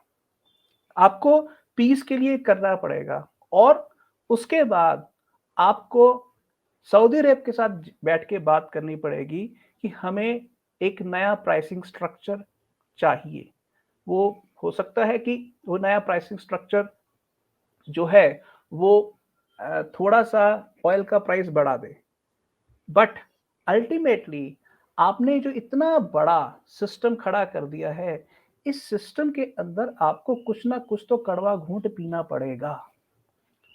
और वो कड़वा घूंट सिर्फ आप ही को नहीं पीना पड़ेगा, आपके बैंकों को, आपके कॉर्पोरेट्स को और साथ ही साथ ग्लोबल आपके जो क्लाइंट्स हैं, पार्टनर स्टेट्स हैं, यूरोप को भी भोगना पड़ेगा, जापान को भी भोगना पड़ेगा। ये आसान नहीं है। इसलिए आप एक बात समझिए कि हम एक ऐसे पॉइंट पर आ रहे हैं जहां पर डॉलर सीढ़ी दर सीढ़ी टक टक टक आप कभी भी आप समझ लीजिए कि डॉलर की हालत ऐसी है जैसे एक मान लीजिए 50 मंजिला इमारत हो और उसके नीचे एक भूचाल है और टेक्टोनिक प्लेट है। टेक्टोनिक प्लेट हिली, उसकी सबसे नीचे की जो मंजिल है, एक पहली मंजिल, वो धड़ाम से जमीन के अंदर। ऊपर की बिल्डिंग अभी भी है, चल रही है, बट भूचाल शुरू हो गया, धीरे-धीरे वो धँस रहा है। अमेरिका आज इस स्थिति में पहुँच रहा है। आप कभी भी याद रखिए कि जो बड़ा स्ट्रक्चर होता है, उसको टूटने में टाइम लगता है और आम तौर पर हम कहते हैं first it happens slowly then it happens suddenly. ये जो फ़र्क है, इस फ़र्क को हमें समझना होगा। बिल्कुल समझना होगा। सुनील जी मैं आपका बैकग्राउंड देख रहा था कि आप क्रिप्टो में काफ़ी एक्टिव रहते हैं। तो ये आपके जो ये जो बालाजी श्रीनिवासन हैं, कि जो 90 दिन के अंदर जो अमेरिका को तहस-नहस करके और बिटकॉइन को 1 मिलियन यूएस डॉलर पहुँचाने की जो ये जो प्रेडिक्शंस आती हैं, आपको नहीं लगता कि आपने मुझे बोला कि मैं क्रिप्टो का दुश्मन हूँ। क्या आप ऐसे लोगों के दुश्मन नहीं हैं जो इस तरह की हेडलाइंस देते हैं और इस तरह की चीज़ें बोलते हैं? क्या अमेरिकन डॉलर एक रात में या 90 दिनों के अंदर खत्म होने वाला है? क्या अमेरिका के साथ 90 दिन में क्या इतना कुछ भूचाल आने वाला है? और दूसरी चीज़ आपसे मैं ये समझना चाहता हूँ कि अ, वैसे तो मैं इस टॉपिक में इंटरेस्टेड नहीं हूँ, लेकिन फिर भी आप लोगों की फ्रेटर्निटी ये बोलती है कि बिटकॉइन एक सॉल्यूशन है। वो किस तरीके का सॉल्यूशन है कि अगर आपको मुझे पिच करना हो, तो क्या है वो सॉल्यूशन? क्या बिटकॉइन के अंदर कुछ ऐसा सॉल्यूशन है जो मेरी करंट प्रॉब्लम्स को ठीक कर सकता है? देखिए पावेल साहब, एक बात बहुत स्पष्ट है कि दुनिया के अंदर हाइपर इन्फ्लेशन कोई पहली बार नहीं आएगी, अगर आई भी अ, नाइजीरिया में आई है, ज़िम्बाब्वे में आई है, एक समय जर्मनी में भी थी, अर्जेंटीना में भी थी, टर्की में भी चल रही है इस समय, ब्राज़ील में भी थी, तो बहुत सारे देशों में हाइपर इन्फ्लेशन आई है और अगर आपके देश में भी आ जाती है, तो इसमें कोई इतनी हैरानी की बात नहीं है। जब हाइपर इन्फ्लेशन आती है, तो चीज़ों के दाम बढ़ते हैं और खासकर जो इम्पोर्टेंट एसेट्स होते हैं, उनके दाम बहुत तेज़ी से बढ़ जाते हैं और बिटकॉइन ऐसा ही एक एसेट है। पर ये सिर्फ़ एक एसेट नहीं है। ये सिर्फ़ एसेट नहीं है, ये अपने साथ-साथ दुनिया का एक पेमेंट सिस्टम भी है और दुनिया इससे भी बड़ी एक और चीज़ है, ये दुनिया का सेटलमेंट सिस्टम है। ये दुनिया में इंटरनेट की मनी है। इंटरनेट की मनी का मतलब है, अगर दुनिया के अंदर रातों-रात सारे के सारे बैंक कोलैप्स हो भी जाएँ, तो दुनिया के अंदर पेमेंट करने के लिए लोगों के पास ऑप्शन बची रहेगी। पहली बार दुनिया के इतिहास में ऐसा हो रहा है कि रिसेशन आ रहा है क्रिप्टो के आने के बाद। 2008 में बिटकॉइन नहीं था, 2009 में आया।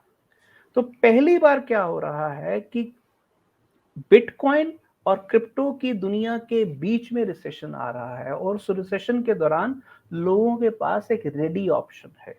हुँ। इसलिए जो भी बात बालाजी कह रहे हैं उसको थोड़ा-सा समझ लीजिए। पहली बात, दुनिया के पास एक ऑप्शन है डॉलर, दूसरी ऑप्शन कल को बनेगी डिजिटल युआन। अगर डॉलर के साथ रहते हैं तो उनके इंपोर्ट्स और महँगे होते जाएँगे क्योंकि डॉलर इन्फ्लेशनरी हो गया है। तो उनको डॉलर के साथ रहने में फ़ायदा नहीं है लॉन्ग टर्म। अगर वो डिजिटल युआन के साथ जाते हैं तो उनकी जो प्राइवेसी, सिक्योरिटी उन सब का खतरा है। हुँ।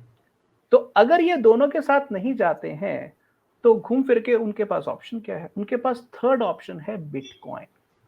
तो बिटकॉइन वो रोल अदा करेगा जो 1945 के अंदर डॉलर ने गोल्ड बैकिंग के ज़रिए दुनिया के लिए किया था। इसलिए जब बालाजी ये कहते हैं कि इसका प्राइस $1 मिलियन होगा, तो उनका बेसिकली कहना ये है कि 2023 में हम दुनिया के अंदर एक थर्ड सुपर पावर देखेंगे, जिसको रिप्रेजेंट बिटकॉइन करेगा। पर अकेला बिटकॉइन नहीं, उसके पीछे क्रिप्टो की बहुत बड़ी दुनिया होगी। तो वहाँ पर $1 मिलियन का बिटकॉइन अगर हो जाए तो कोई बड़ी बात नहीं है। और दूसरी बात ये है कि आज की तारीख में पब्लिक ब्लॉकचेन्स के ऊपर 10 से 20 मिलियन ट्रांज़ैक्शंस तो डेली हो ही रही हैं। आप देखिए, पहले अकेला इथेरियम था, बिटकॉइन और इथेरियम था। आज पॉलीगॉन भी है, आर्बिट्रम भी है, ज़ेडके सिंक भी आ गया और बहुत सारी लेयर 2 सॉल्यूशंस भी आ गए। तो सिस्टम के अंदर तो पब्लिक ब्लॉकचेन ट्रांजैक्शन बढ़ ही रही हैं और ऊपर से अब ERC 4337 भी आ गया, जिसका मतलब है कि आप किसी भी क्रिप्टो एप्लीकेशन के अंदर बिना वैलेट डाउनलोड, बिना प्राइवेट सी फ्रेज सेव किए, बिना गैस फी पे किए आप उस क्रिप्टो एप्लीकेशन को यूज कर सकते हैं। जब ये इतना आसान हो गया तो दुनिया के अंदर अगर 100 मिलियन हर रोज क्रिप्टो के अंदर आना चाहें तो बड़े आराम से आ सकते हैं। इंफ्रास्ट्रक्चर तो तैयार है। आप मुझे बताइए, अगर आज 2 महीनों के अंदर चैट जीपीटी 100 मिलियन लोगों ने यूज कर लिया, आप क्या ये नहीं सोच सकते कि आने वाले समय में क्रिप्टो एप्लीकेशंस के साथ भी जब ये ERC 4337 सब जगह हो जाएगा, तो क्रिप्टो एप्लीकेशंस भी इस किस्म की 10 million, 20 million, 100 million user base तक पहुंचेंगी। और अगर इस समय मार्केट में कम से कम 50,000 डैप्स हैं, 50,000 डैप्स, अगर 50,000 डैप्स में से 1% डैप्स भी सर्वाइव कर जाएं, 1% मैं कह रहा हूं, तो 1% भी 500 है और वो 500 अगर tens of million user base तक पहुंच जाए तो वो बिलियंस ऑफ यूजर बेस बनता है। इसलिए future of money banking central banking से नहीं आएगा, future of money network state से आएगा। और नेटवर्क स्टेट एक नहीं होगी। जैसे आज दुनिया में 200 देश हैं, आने वाले समय में ऐसे 10,000 नेटवर्क स्टेट्स होंगे। एक बिटकॉइन की होएगी, एक इथेरियम की होएगी, एक पॉलीगॉन की होएगी, एक एवालांच की होएगी। मतलब अब अलग अलग किस्म की नेटवर्क स्टेट्स होंगी। और वो नेटवर्क स्टेट्स अगर टेरिटोरियल स्टेट्स चाहती हैं, वो उनके साथ वो रिश्ता बना सकती हैं और वो डाउनलोड करके अपनी एक टेरिटरी हासिल कर सकती हैं। यही तो मॉडल है बालाजी का। ये हो सकता है, इसमें कोई कोई बड़ी चमत्कारिक बात नहीं है। अगर 20 साल पहले स्मार्टफ़ोन नहीं था, आज स्मार्टफ़ोन ने पूरी दुनिया बदल दी। क्योंकि आपके दिमाग में वो स्मार्टफ़ोन की अगर कल्पना ही नहीं है, तो आप सोच ही नहीं सकते कि पिछले 20 सालों में क्या हुआ हो सकता है। सिमिलरली अगले 20 सालों में जो हो सकता है, उसके अंदर क्रिप्टो इंफ्रास्ट्रक्चर का एक बहुत बड़ा रोल है। और अब डॉलर से अगर लोग एक बार टूटे, तो उनको डॉलर में वापस जाने की ज़रूरत ही नहीं पड़ेगी, क्योंकि उनके पास अब एक रेडी अल्टरनेटिव खड़ा है। Right. So I think thank you very much sir. मुझे अब उस रोल से निकलना पड़ेगा, जेरेम बिल्कुल, पावल के। बिल्कुल। और बहुत मज़ा आया आपसे बात करके, डिस्कशन करके, और काफ़ी सारे पॉइंट्स की क्लैरिटी भी हुई। उम्मीद करता हूँ कि ऑडियंस को भी आज बड़ा इंटरेस्टिंग लगा होगा ये सेशन सुन के और ये रोल प्ले देख के। मैं ऑब्वियसली सुनील सर के लेवल के क्वेश्चंस तो नहीं पूछ पा रहा था, और ना ही उनकी तरह मैं रोल प्ले कर रहा था, क्योंकि मैं उस रोल में यकीन ही नहीं करता हूँ जो रोल मुझे दिया गया था। मैं रोल में बहुत उतरने की कोशिश कर रहा था, बट अंदर से वो दिल ही नहीं मान रहा था ये रोल एक्सेप्ट करने के लिए, क्योंकि रोल के पास कोई ठोस आंसर नहीं थे। एक्चुअली में देखिए, क्या है, मुझे काशिफ़ आंसर। काशिफ़ मुझे ऐसा लगता है कि असल में आपने इमोशनली तो बहुत अच्छा किया वो काम, और अंत में आप एक पॉइंट पर आके फँस गए, जब आप ये कह रहे थे कि मेरी मिलिट्री। इसका एक्चुअली में सीधा-सीधा वो, मतलब तो यूएस के पास भी वही ऑप्शन होता है, वो क्या करता है? Yes, yes. तो इसका सर जो सीधा-सीधा उसने मतलब है। सर उसने जो सबमरीन भेजी है, अभी जो ईरान के पास, हुँ, पहले क्यों नहीं भेजी और 10 दिन बाद क्यों नहीं भेजी? जब तक उसकी सऊदी अरेबिया से लड़ाई चल रही थी, ऑल वाज़ वेल। जैसे ही चाइना ने दोनों को समझौता करा दिया और दोनों एक लॉबी में बैठ गए, तो उसने सीरिया के अटैक के, जो कि 2 हफ्ते पहले हुआ था, आज उसके पास वहां न्यूक्लियर मिसाइल भेज दी। क्यों? है, सर उसके पास कोई ऑप्शन नहीं होता है लास्ट में। या वो डरा रहा है इस वो समय। डराता है बस। लास्ट में कहता है तू भैया सेट हो जा वरना देख ये। हुँ। इसीलिए आज की तारीख में जो डिफाई एप्लीकेशंस के खिलाफ सरकार कर रही है अमेरिका की, या जो बाइडेंस के खिलाफ कर रही है, वो बहुत गहरे में अमेरिका खुद डरा हुआ है, और डरा बंदा दूसरे को डराता है। बस डरा बंदा और दूसरे यही बंदे को डराता है, यही है यस, फैक्ट। क्योंकि उनके पास अगर दुनिया, क्योंकि अमेरिका के सामने चाइना एक बहुत ही सोची समझी लड़ाई लड़ रहा है। हम्म, चाइना ऐसा कुछ भी नहीं कर रहा है जो मिलिट्री प्रोवोकेशन करे। हाँ। वो बेसिकली एक करेंसी वॉर के जरिए अमेरिका को हराना चाह सबक रहा है। सिखाना चाहता है। समझ समझ उसको ये बहुत। और जो चाइना का हांगकांग के अंदर पब्लिक बैंक्स जो हैं चाइना के, उनका क्रिप्टो के अंदर जो एक थोड़ा सा जो पर्सपेक्टिव चेंज हुआ है, ये भी एक कोइंसिडेंस नहीं है, part of the bigger game लग रही है। क्योंकि जिस दिन ये स्टैंडर्ड, गोल्ड स्टैंडर्ड और युआन का रिश्ता एस्टेब्लिश हो गया, और ऑयल ट्रेडिंग उसमें शुरू हो गया, तो उस समय के बाद चाइना ये चाहेगा कि उनका जो युआन है वो स्टेबल कॉइन बन के दुनिया के बाकी देशों में जाए। हम्म, क्योंकि ये मत भूलिए कि दुनिया के 80 से ज्यादा देशों को चाइना ने 6 ट्रिलियन डॉलर का युआन में लोन दिया हुआ है। हम्म, अगर उनको वो ये कह दे कि आप मेरी करेंसी को सेकंड लीगल टेंडर के रूप में इस्तेमाल करो, तो आपके सारे लोन माफ। हाँ, वो तो वो जैसे जैसे 2008 में इन्होंने बैंकों के माफ किए थे, 5 ट्रिलियन की बुक भर दी थी। यस। तो इसलिए ये कभी भी हो सकता है। हम्म, और उस जब ऐसे पॉइंट्स आएंगे, तो डॉलर को कुछ झटके लगेंगे। जैसे झटका लगा, जैसे एकदम से एक ही रात में डॉलर 20% डाउन आ गया, हम्म, फिर थोड़ी देर गेन किया, फिर 10% डाउन आ गया। तो डॉलर ऐसे धीरे धीरे करके अपनी जगह से हिलेगा। डॉलर खत्म नहीं होगा, डॉलर अपनी मोनोपोली की जगह से हिलेगा। हम्म, और उस प्रोसेस के अंदर बहुत सारे ग्लोबल बैंक्स, बहुत सारी ग्लोबल नेशंस, हम्म। बोथ अमेरिका और बाहर के बैंक, बहुत सारे इंस्टीट्यूशंस फ्लॉप होंगे। सर मेरे को एक बात बताओ, काफी सारा जो डेट है जो यूएस का डॉलर्स के अंदर है, मतलब जैसे कई कई देशों ने डॉलर्स के अंदर डेट उठाया हुआ है, उसकी इंटरेस्ट पेमेंट्स होती हैं, वो तो डॉलर में ही होती है ना।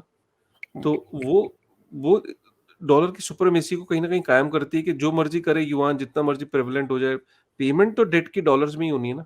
और आज भी डेट या बहुत है जो देशों के ने लिया हुआ है।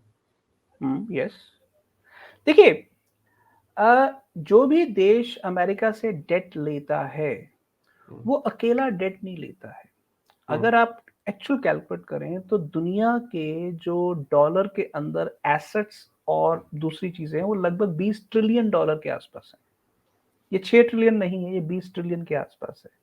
अब जैसे आपने आप चाइना की एक कंपनी है, आपने अमेरिका के अंदर एक कॉरपोरेट इंस्टीट्यूशन खरीद लिया, वहां की कोई कंपनी खरीद ली, तो आपने हम्म, डॉलर में खरीदी हुई है, ठीक है। इस तरह से हर देश के दूसरे देश के अंदर एसेट्स भी होते हैं, लायबिलिटीज भी होती हैं। अब जैसे सऊदी अरेब है, सऊदी अरेब के कई 100 बिलियन डॉलर के एसेट्स सिक्योरिटीज में पड़े हुए हैं, ठीक है। जब आपके सिक्योरिटी आपको नजर आता है कि ये तो कल को इसकी वैल्यू 30% डाउन जाएगी, तो आप विड्रॉ करेंगे। तो इस समय डॉलर एसेट्स उस पॉइंट पर आ गए हैं कि जहां कभी भी वो एसेट्स डाउन जा सकते हैं और लोग धीरे धीरे करके विड्रॉ कर रहे हैं, हम्म, और लोग अपने डॉलर एसेट्स को दूसरे एसेट्स के साथ रिप्लेस कर रहे हैं। और जो सिलिकॉन वैली बैंक के साथ हुआ है वो कम से कम उसी तरह का कुछ डॉलर के साथ भी कुछ सेगमेंट्स में हो सकता है, विच मीन्स कि डॉलर की जो वैल्यू है अगेंस्ट सर्टेन एसेट्स वो ड्रास्टिकली डाउन जाएगी। और उसमें नंबर 1 पर गोल्ड आता है, और नंबर 2 पर बिटकॉइन आता है, और नंबर 3 4 पर बाकी क्रिप्टो और कमोडिटी सेक्टर आ जाता है। तो ये जो चीज है, ये चीज जब होएगी तो कमोडिटी प्राइसेस 10 गुना भी बढ़ सकते हैं, 20 गुना भी बढ़ सकते हैं डॉलर वैल्यू में। और इसका मतलब है कि दुनिया को इन्फ्लेशन से बचाया नहीं जा सकता। तैयारी कैसे करे इसके लिए एक आम इंसान? उसको तो बेचारे को ये पता ही नहीं सब दुनिया में क्या चल रहा है। अगर आपको अपने सपोज करिए किसी रिश्तेदार को ये बोल रहा हूँ कि तैयारी कर ले भाई, और बड़ी प्रैक्टिकल एडवाइस देनी हो, तो क्या एडवाइस दोगे आप? देखिए, ये ऑब्वियसली ये बड़ा, फाइनेंशियल एडवाइस नहीं है, मतलब एक हाँ, मैं आपके घर परिवार में भी तो लोग आपसे पूछते होंगे ना कि सुनील दस दे यार, तेनों तो बहुत कुछ पता हैगा, कुछ कुछ सानू भी ज्ञान दे दे। देखिए, ये बड़ा मुश्किल सवाल है। इसकी तैयारी एडवांस में करना उतना आसान नहीं होता है, बट कुछ कुछ तरीके हैं। जैसे जिन लोगों के पास खेती की जमीन है, हम्म, चाहे उस पर वो खेती नहीं भी करते हैं, उनको उस खेती की जमीन का ध्यान रखना शुरू कर देना चाहिए। ये नंबर वन। मैंने अपनी एक वीडियो में मैंने भी ये बात बोली है। Number one. नंबर दो, आपके ऊपर जो खाम खा के कर्जे हैं हम्म, उनको जल्दी से जल्दी उतार दीजिए। उतार चाहे दें। क्रेडिट कार्ड लोन है, चाहे पर्सनल लोन है, या इस तरह के जो भी लोन है, जो ये ईएमआई कल्चर है ना, इससे बाहर आ जाइए। हम्म, मैंने अपने बेटे को होम स्कूलिंग करवाया है, आज वो एक टैटू आर्टिस्ट बन गया है। हाँ मैंने लिंक्डइन पे देखा वो, हाँ, तो वेरी मैं वेरी यूनिक। चाहूंगा कि आप अपने बच्चों को उस पढ़ाई के अंदर मत डालिए जो पढ़ाई उनको बैंकों से लोन लेके करनी पड़े। Yes, very important. आप उनको वो पढ़ाई करवाइए जिसमें उनके हाथ में एक हुनर आए। हम्म, और खासकर लड़कों के लिए तो उनको 18 साल की उम्र के बाद अपनी कमाई, अपनी पॉकेट मनी खुद कमाना शुरू कर देना चाहिए। हम्म, उनको इस बात का इंतज़ार नहीं करना चाहिए कि उनको डिग्री मिलेगी तब कमाएँगे। पढ़ाई और हुँ, कमाई साथ-साथ 18 की उम्र के बाद होनी चाहिए। इसके बाद जो और इम्पोर्टेंट चीज़ है, ये जो आजकल स्विगी और ज़ोमैटो का कल्चर चल पड़ा है, लोगों को अपना खाना खुद बनाने की आदत होनी चाहिए। हुँ, खुद बनाओ, खुद खाओ। एक बात याद रखिए, अगर आप स्विगी से खाना खाएँगे या फाइन डाइनिंग बाहर करते रहेंगे तो आपका महीने का खाने का बिल 25 से 30,000 होएगा। अगर खुद पका के खाएँगे तो 5,000 भी नहीं आएगा। येस, 100%। और दुनिया में अगर आप खाना अच्छा खा रहे हैं तो आप सर्वाइव कर जाएँगे। आप ये याद रखिए, हुँ, 10,000 रुपए में 4 बंदों की रसोई ए क्लास चलती है आज भी हिंदुस्तान में। 10,000 रुपए में। हाँ, इसमें fine dining, Swiggy, Zomato involve नहीं है। उस 10,000 में देसी घी भी इन्वॉल्व्ड है, पनीर भी इन्वॉल्व्ड है।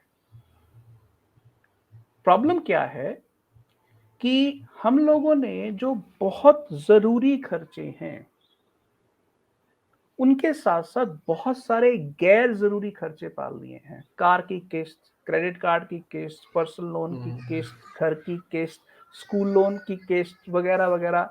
हमें उस सिस्टम से बाहर आना पड़ेगा और अगर हम इन 2-4 मोटी-मोटी चीज़ों का ख़्याल रख लें, तो हम हर बुरा वक़्त निकाल सकते हैं और फंडामेंटली अगर किसी से उधार भी लिया है, उसको शक्ल ज़रूर दिखाओ, उससे भागो मत और आपस में कम से कम 2-4 दोस्त ऐसे ज़रूर बना के रखो, जो आपको अगर 10,000 रुपया कैश नहीं भी दे सकते, तो अगर उनको ये पता चले कि आपके घर में आटा नहीं है, तो वो आपके घर में खाने का इंतज़ाम ज़रूर कर दें। हमें फंडामेंटल ह्यूमन वैल्यूज़ के ऊपर आना पड़ेगा। याद रखिए, जब पहली बार सातोशी नाकामोटो ने अपने बाकी दोस्तों को जो उसी प्रोजेक्ट में शामिल हुए होंगे, बिटकॉइन भेजे होंगे, तब बिटकॉइन की वैल्यू 0 थी। किसने उस वैल्यू को वैल्यू में तब्दील किया? दोस्ती ने, विश्वास ने। वो विश्वास करते थे कि this can work, this will work.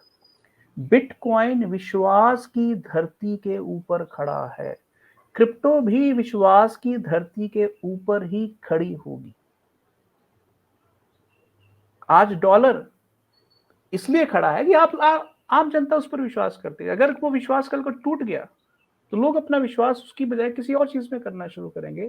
आज बड़ा सवाल ये है कि हम विश्वास किस पर करें।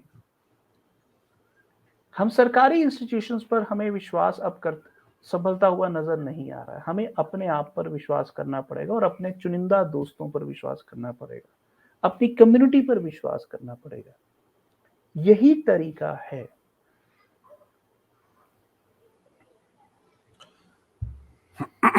ये इतने डीप थॉट्स थे कि आप इन बातों को अगर अपने समझें तो ये बहुत डीप थॉट्स थे। आपको ये बातें शायद अभी रेलेवेंट ना लगें और आपको ये रेलेवेंट इसलिए ना लगे क्योंकि सब कुछ तो ठीक चल रहा है। तो ये इस तरह की बात करके मतलब मुझे समझ नहीं आया कि हो सकता है आपको ये लगा हो। इन बातों को समझने के लिए थोड़ा-सा 1 मिनट को अपने एक सिमुलेशन बनाइएगा अपने आस-पास कि यार मैं कहता हूँ कि 1 मिनट को ये हो गया। एक ऐसी सिचुएशन आ गई कि जहाँ पे ये चीज़ें सुधरती हुई नहीं दिख रही या एक ऐसी क्राइसिस का समय आ गया। तो उस समय में कौन-कौन सी ऐसी चीज़ें आएँगी होंगी जो मेरे काम आएँगी। और ये प्रोबेबिलिटी जो है ऐसी चीज़ों की वो दिन-प्रतिदिन बढ़ती चली जा रही है। जिस तरीके से जो ग्लोबल जो केओस है इस वक़्त, चाहे currency chaos, economic chaos, war का केओस, रशिया यूक्रेन छोड़िए, आज ताइवान को देखिए, चाइना का ताइवान के लिए स्टांस, अमेरिका का चाइना ताइवान को बचाना और इधर से उसका रशिया के साथ हाथ लगाना, दुनिया 2-3 भागों में बँटती हुई दिख रही है, क्लियर है, कोई रॉकेट साइंस नहीं, कॉमन सेंस है, आपको दिख रहा है ये। अब आप ये कह रहे हो कि ये वहाँ हो रहा है, ये मेरे घर तक थोड़ी ना आएगा। आज हम ग्लोबली इतने कनेक्टेड हैं कि ज़रा-सी चीज़ कहीं पे होती है, उसका इम्पैक्ट आप पे आता है। जब सऊदी अरेबिया ने बोला, ओपेक ने बोला कि हमें 1% से हम अपनी प्रोडक्शन को कम करेंगे, तो $60 पर बैरल से वो $85 पर बैरल हो गया। आपके घर में जो ब्रेड थी, वो महँगी हो गई। आपके घर में जो दूध था, वो महँगा हो गया। अरे भाई, ये तो सऊदी अरेबिया में हुआ, बट आपका उसका इम्पैक्ट आपको देखने को मिला। अब हर चीज़ इंटरकनेक्टेड है। रॉकेट स्पीड से, मतलब बिजली की स्पीड से चेंज आपके घर तक पहुँचता है, आपके वॉलेट पे इंस्टेंटली। सुबह का फैसला अमेरिका का लिया हुआ, आपके वॉलेट पे शाम तक असर कर देता है। अगर आप इस बात की डेप्थ में जाएँगे, तो आप समझेंगे कि हाँ, ऐसा है। तो एडवर्स एडवर्स से एडवर्स सिचुएशन के लिए जो सुनील सर के पॉइंट थे, मैं ये सच बता रहा हूँ कि ये पॉइंट्स लिखने लायक थे। अगर आपके पास डायरी हो, तो कागज़ पेंसिल से लिखिए। और जो हम ये कहते हैं अपने बच्चों को कि किसान का बच्चा किसान बन के क्या, अरे ज़मीन के अंदर कौन काम करता है? किसान कौन बनता है? मैं आपको आज बता रहा हूँ।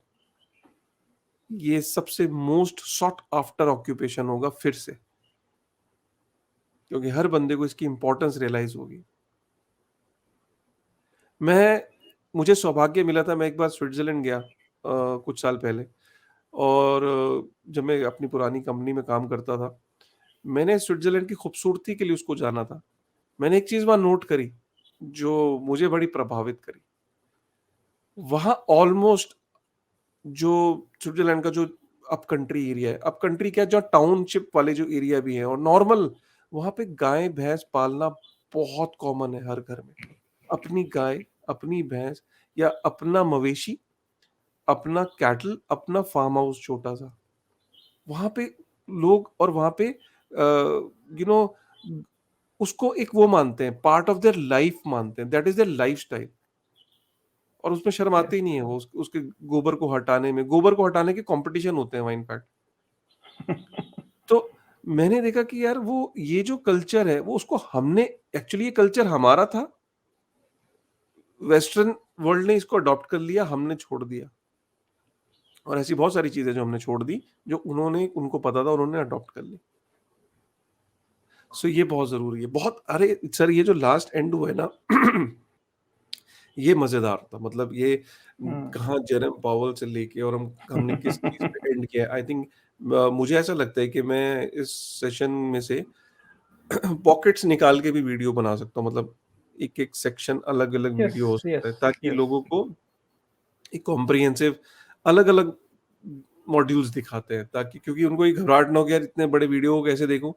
चलो शॉर्ट-शॉर्ट करके देख लो, और इसमें उसके बाद एक एक जो बहुत इंटरेस्टिंग सीरीज़ ऑफ वीडियोज़ बनेंगे, काशिफ़ जेरोम पावेल के भेष में।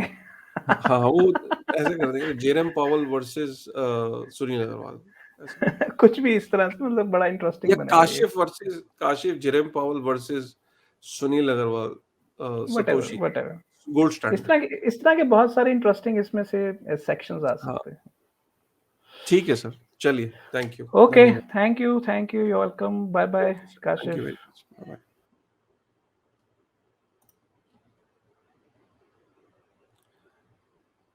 सो उम्मीद करता हूँ कि आपको आज का जो सेशन है वो पसंद आया होगा, और अगर पसंद आया तो प्लीज़ जाते हुए एक बारी लाइक और कमेंट ज़रूर कर दीजिएगा। सुनील अग्रवाल जी के साथ ये जो कन्वर्सेशन थी, मुझे इस बहुत मज़ा आया। अगर आप ऐसे चाहते हैं कि ऐसे गेस्ट आते रहें, ऐसी कन्वर्सेशंस और डीप में होती रहें, तो प्लीज़ वीडियो को लाइक और कमेंट मुझे बताना है कि हाँ सर, ये करते ज़रूर करना है, और सब्सक्राइब और बेल आइकन कर दो यार, सब कुछ ठीक है ना? मुझे बहुत मज़ा आया ये कंटेंट करने में। थैंक यू वेरी मच यार।